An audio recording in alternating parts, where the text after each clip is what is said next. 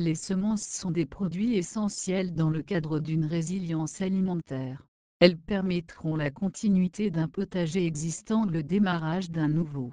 Le stockage des graines doit se faire judicieusement, dès à présent pour les raisons suivantes. Le coût des semences est relativement faible. La diversité du choix est encore présente mais tend à se restreindre.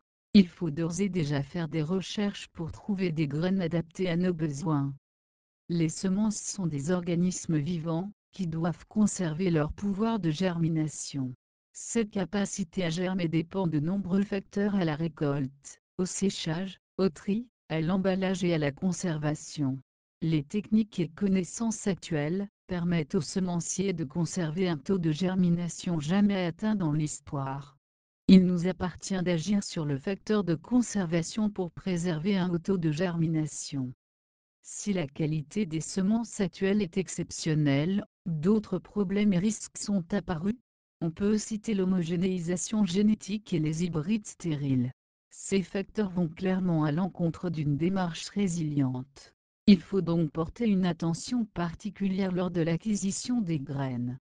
Il faudra donc totalement exclure les semences dites hybrides, de type F1 qui sont faiblement ou non reproductibles. Il faut favoriser les graines produites avec un label biologique, mais ceci n'est pas la meilleure option. La meilleure option est les graines dites d'héritage. Elles sont reproductibles et ont un fort pouvoir de germination. Le semencier le plus connu dans ce domaine est Cocopelli. Je me suis tourné vers un autre semencier du même type. Il s'agit de Zolager. Ceci me permet d'obtenir des graines encore plus adaptées à mon environnement naturel historique. J'ai opté pour un stockage double. L'un appelé semence rotation, l'autre appelé semence long terme.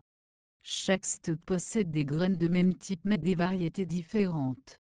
J'utilise le stock rotation pour mon potager, et le stock à long terme pour réapprovisionner le stock rotation. Les deux réserves sont conservées séparément, et dans des conditions différentes. Voici donc mes deux réserves.